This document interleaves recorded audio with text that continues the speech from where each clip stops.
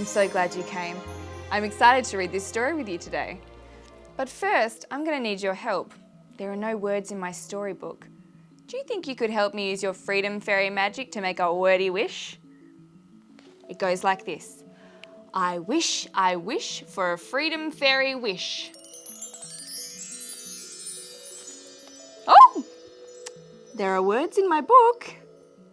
Oh, and what a good story. Let's begin. Emerald the Witch's busy day.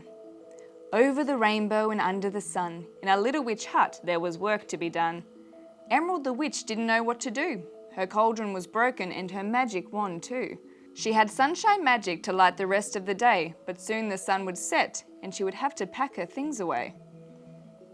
She had spells piled high from this week to the next. It seemed like every fairy wanted a spell or a hex. She needed to fix her wand with sticky froggy tape, but sticky frogs were hard to find. Had she left it too late? Her cauldron snapped and splintered with every spell she made. She needed a better lid to keep her spells in the shade.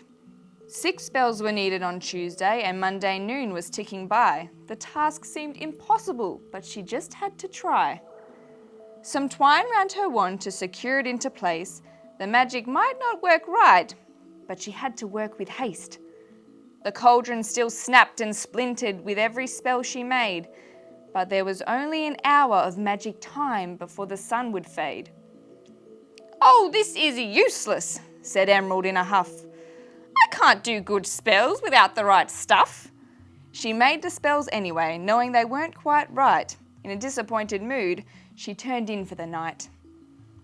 Back at her hut and feeling very, very sad, she heard an angry, loud knock.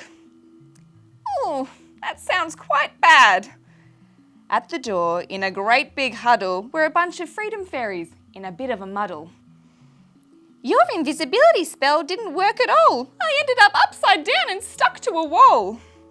Your underwater breathing spell was not what it should be. I found myself squawking like a bird in a tree." "I'm sorry, my freedom fairy friends. Come back next week and with a new spell, I'll make amends." And with that thought, she began to cry. "Oh, I just can't please everyone no matter how hard I try." "Oh, it's okay, Emerald the Witch," said Freedom Fairy Jess. "It seems to me you're in a bit of a mess." Emerald the Witch nodded. "That's right, I am." "Right," said Jess. "Tell me what's wrong and we can come up with a plan."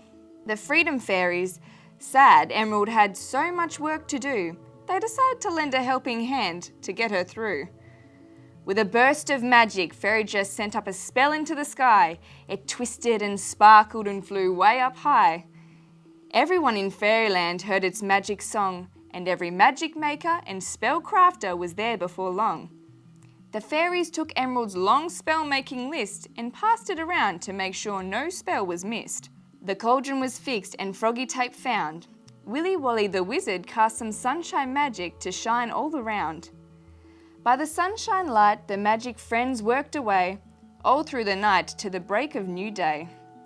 Emerald the Witch was delighted to have had such helpful friends. Each spell was done and there were no loose ends. With a sigh of relief, Emerald fell in a heap and spent all day long in a restful sleep. From then on, Emerald the Witch decided, when fulfilling spell requests, to ask her friends for help so she wouldn't end up in the same mess. The end. Thank you for listening. What a good story that was. Well, until next time, Freedom Fairy Flutterby.